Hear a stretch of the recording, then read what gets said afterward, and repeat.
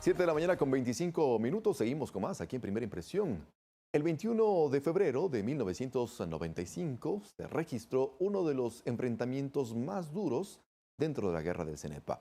Ocurrió en el sector de Tiguinza, un lugar ambicionado por el entonces gobierno del Perú, encabezado por Alberto Fujimori. José Jumbo Narváez, un ex combatiente del conflicto, nos relata los hechos de esa batalla. El punto de encuentro fue el monumento de la Plaza de la Independencia, levantado en el centro histórico de Quito, en memoria de los héroes que iniciaron las luchas por la independencia de nuestro pueblo. En este preciso lugar conversamos con otro héroe. Se trata de José Jumbo Narváez, quien combatió en la guerra del Cenepa contra el ejército peruano en 1995. Relata que el 21 de febrero de ese año se libró la batalla más cruenta registrada en dicho conflicto, cuando el Perú atacó sorpresivamente y después de haberse firmado el cese al fuego. Pero sorpresa, el 21 de febrero de 1995 fue cuando el Perú más atacó, donde hubieron más bajas. Y así fue. El 21 de febrero se registró la primera baja del lado ecuatoriano, la del oficial Giovanni Calle, cuyo cuerpo fue escoltado a través de la selva cubierto con la bandera nacional. Si nos imaginámonos, es como ver las películas en la guerra, se atacaba, quejidos, gemidos. Hablamos ahí de armamento, no solo de un fusil, hablamos de los famosos RPG, minas. Entonces era una cruenta batalla de... La batalla de Tiguinza fue feroz porque este punto en específico era ambicionado por el gobierno peruano. Ambicionado, más que todo hablemos de la parte política, no de las tropas, pero las tropas, ellas estaban seguras, tropas peruanas me refiero, ellos estaban seguros de que no estaban en el propio Tiguinza, nosotros sí estábamos en Tiguinza. Registros históricos de medios de comunicación confirman lo dicho por Jumbo. Los medios peruanos cuestionaban si el sector que permanecía bajo el control de militares ecuatorianos era Tiguinza. ¿Tú esperabas ver peruanos aquí? Ellos dicen que habían tomado esta base. Bueno, los peruanos han tomado Tiguinza, pero no sabemos si esto es Tiguinza. Los peruanos están 3 kilómetros allá en el verdadero Tiguinza. Tiguinza fue defendida con todo el coraje de los combatientes ecuatorianos. Muchos cayeron, pero otros sobrevivieron y son fieles testigos de una guerra que por 25 años se encuentra marcada en cuerpos y almas de los ecuatorianos y de quienes defendieron el territorio en línea de fuego. Juan Carlos Figueroa, Medios Públicos. 7 de la mañana con 28 minutos. A esta hora le damos la bienvenida al general Luis Hernández, héroe del Cenepa, también ex miembro del Consejo de Participación Ciudadana, en fin, una carrera importante. General, bienvenido, buenos días, ¿cómo está usted? Muy buenos días, muchas gracias por la invitación. Recordemos estos 25 años desde tres perspectivas, le decía yo, extra micrófonos, quizás lo que tiene que ver con lo que compete exclusivamente a las Fuerzas Armadas, la cuestión táctica. Y recogí algunos datos de un ensayo del teniente coronel Carlos Cano. Él menciona que todos los esquemas estratégicos desde 1981 que se estudiaron en las academias de guerra fue para prevenir un ataque por la provincia del Oro, lo que se llaman las líneas de operaciones de la costa, previniendo una operación ofensiva que llegue incluso al Golfo de Guayaquil. Esto fue realmente lo que ocurrió en la guerra del Cenepa, es decir, hubo un entrenamiento de las Fuerzas Armadas ecuatorianas para focalizar el conflicto en la cordillera del Cóndor? ¿O fue producto de la casualidad? Bueno, en realidad lo que sucede es que existía un sector que estaba sin delimitar en la cordillera del Cóndor. Entonces, ahí había un statu quo, que ese statu quo no fue respetado por el Perú, y eso nos obligó a que nosotros realmente tomemos acciones para que el statu quo se respete, y obviamente eso desencadenó en el conflicto. Yo me acuerdo claramente de todos estos hechos porque el 16 de diciembre se formó un agrupamiento que se llamó General Miguel Iturralde para justamente ante una amenaza del Perú de romper ese statu quo, nosotros defendernos. Entonces yo fui designado comandante de ese agrupamiento.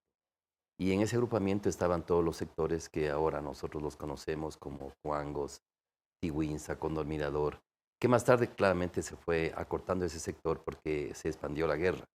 Pero en ningún momento realmente el Ecuador tuvo una estrategia para atacar al Perú, sino únicamente para defender lo que se había conseguido a través de las negociaciones y los tratos especialmente entre los comandantes militares en esos sectores. Entonces, El Ecuador en esa época tenía una preparación y indudablemente que todavía la tiene de sus Fuerzas Armadas para tener una actitud disuasiva y es lo que hicimos.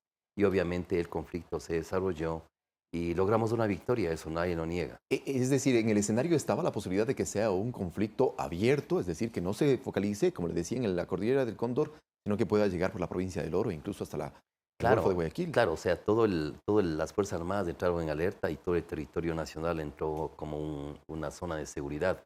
Obviamente se preveía que el conflicto podría expandirse, o sea, no se podría correr ningún riesgo, pero obviamente las acciones militares se focalizaron exclusivamente en el sector de la Cordillera del Cóndor. Ahora hay que también usted ve que una estrategia tiene diferentes apreciaciones, diferentes percepciones.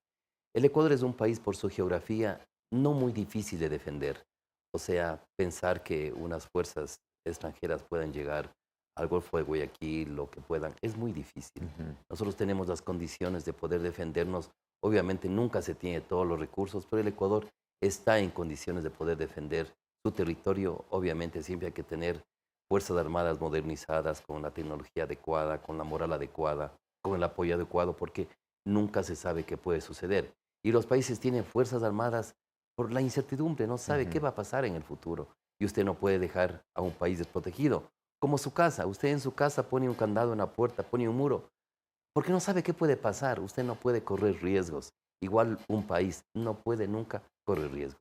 ¿Qué tan determinante fueron las operaciones aéreas dentro de este conflicto? Bueno, fueron decisivas. Yo creo que la Fuerza Aérea Ecuatoriana tuvo un papel realmente brillante, diría yo, porque pudo hacer un combate aéreo en el cual, sin tener ninguna baja, no perdimos ningún avión, realmente le puso a la Fuerza Aérea Peruana en los hangares. La Fuerza Aérea Peruana, después del combate del 10 de febrero, dejó de actuar. Dejó de actuar porque se dio cuenta que la Fuerza Aérea Ecuatoriana era superior y que por cualquier avión que iba al aire en ese sector, en el área del sector de la Cordillera del Cóndor o el resto del país, iba a ser derribado. Entonces, realmente, la acción de la Fuerza Aérea Ecuatoriana es una acción que llena de orgullo a los ecuatorianos, a los militares, y es un ejemplo de cómo el profesionalismo en esta parte realmente fue evidenciado de una forma alta. ¿Y para qué sirvió, en todo caso, la victoria militar, que es contundente, como usted lo ha calificado, en las negociaciones de la paz? ¿Hubo que ceder para alcanzar tan bien preciado, la paz? El Ecuador realmente tuvo una invasión en 1941 por la falta de una cohesión nacional, la falta de unas fuerzas armadas que realmente estén bien equipadas, y eso motivó que seamos invadidos y que nos obliguen a firmar un tratado. No hay que olvidarse que en 1941 fuimos obligados a firmar un tratado y quedó pendiente que se materialicen los hitos en 78 kilómetros en la Cordillera del Cóndor.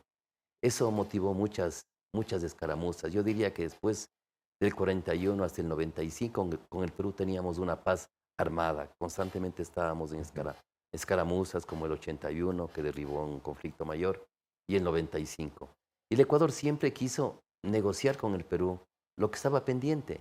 Y había diferentes interpretaciones, diferentes políticas, pero el Ecuador siempre dijo que había un problema, porque había un problema. De lo contrario, ¿cómo se explicaba una paz armada? Y el Perú siempre se negó. El Perú siempre dijo, no hay problema. Pero el problema es que había un problema. Y el hecho quedó evidenciado en el 95, cuando tuvimos el enfrentamiento militar. Entonces, en vista de nuestra victoria militar, el Perú aceptó que había un problema. Eso es obvio. El Perú aceptó negociar y aceptó que los garantes decidan. Y el Ecuador también aceptó que sean finalmente los garantes los que determinen dónde iba a ser la línea final. Y eso es lo que sucedió. Entonces el Ecuador logró realmente que se resuelva el problema iniciado en 1941.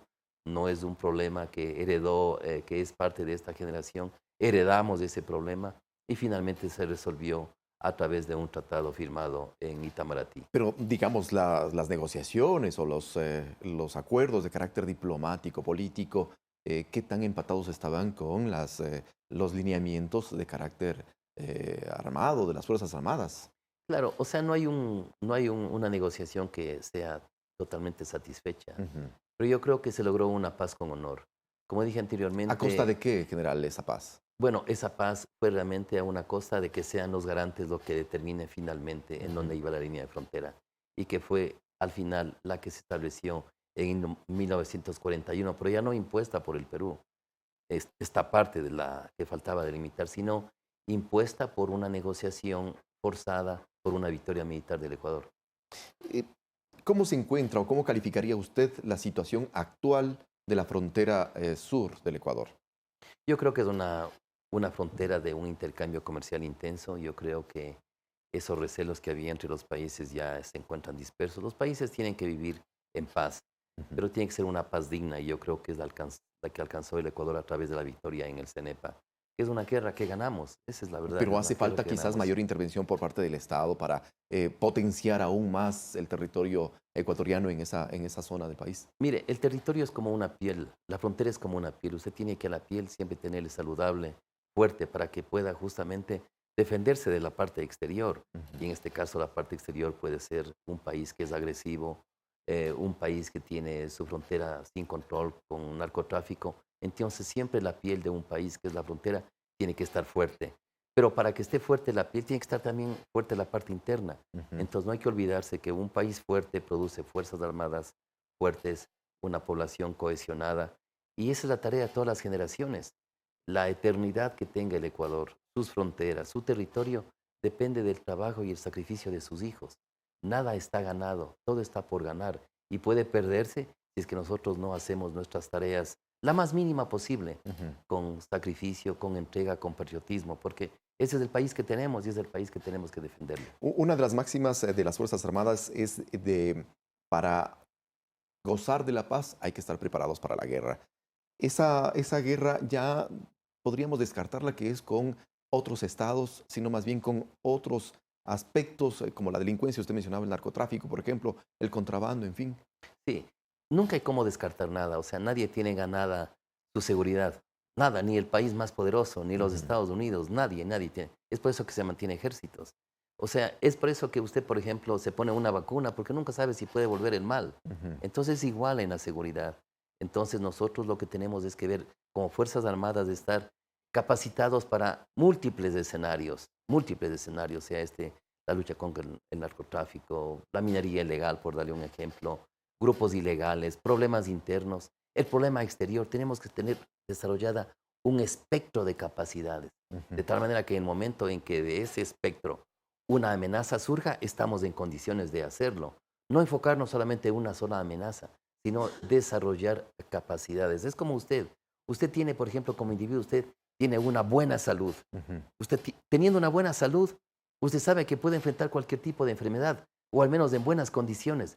Pero usted se prepara solamente para la gripe y de pronto a usted le da un problema renal, usted ya no puede solventar. Entonces es así un país, unas Fuerzas Armadas.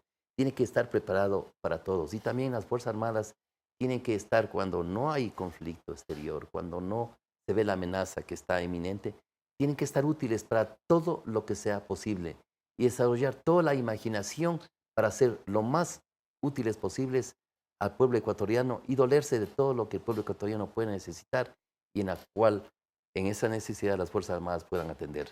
Para finalizar, general, por favor, en el desarrollo del reportaje que habíamos puesto previo a la entrevista, Juan Carlos Figueroa nos comentaba que dentro de las conversaciones con los protagonistas hubo mucha atención para aquellas personas que perdieron sus miembros, etcétera, ¿no? Pero quizás se descuidó un poco la parte psicológica, es decir, eh, ¿cuánto hace falta para atender a nuestros héroes? Sí, indudablemente que siempre no es suficiente, ¿no? Siempre no es suficiente. Hay gente que posiblemente no ha sido atendida, como usted me dice, por ejemplo, puede haber aspectos psicológicos que no fueron atendidos y yo creo que estos son los momentos de realmente ver qué personal no ha sido atendido de la Ujú. forma correcta y lo remediando de acuerdo a lo Para que eso sea sirve el posible. recordar o el conmemorar una fecha. Exactamente, usted ve que inclusive usted vea como por ejemplo hace 100 años, bueno, se celebró recién 100 años del inicio de la Primera Guerra Mundial y se ve como por ejemplo hay ciertos hechos que se los revive y realmente se toma cuenta de aspectos que no se tomaron cuenta antes, por ejemplo las bajas psicológicas, ¿no? O sea, antiguamente por ejemplo en la guerra de la Primera Guerra Mundial, mucha gente que tenía un efecto psicológico por la guerra, bueno, no podía disparar, se quedaba congelado. Y en muchos casos eso fue juzgado como cobardía. Y ahora los estudios psicológicos demuestran que no era cobardía, sino que simplemente se quedó... es parte de nuestra humanidad. Es además. parte de nuestra humanidad, o sea, es una baja psicológica. Es el estrés de combate que en esa época no se analizaba porque no había los estudios suficientes. Ahora ya existen y es parte justamente de los análisis y de dar a cada persona lo que le corresponde. Muchísimas gracias, general, por comparecer a nuestros estudios y dar cuenta, además, de las lecciones y los desafíos que nos dejan estos episodios que son muy tristes muchas veces para la historia de nuestros países, de nuestros estados. Nosotros despedimos aquí Primera Impresión. Les invitamos a seguir en nuestra programación con más noticias. Ya viene Carla Larrea en estos espacios informativos de los medios públicos del Ecuador.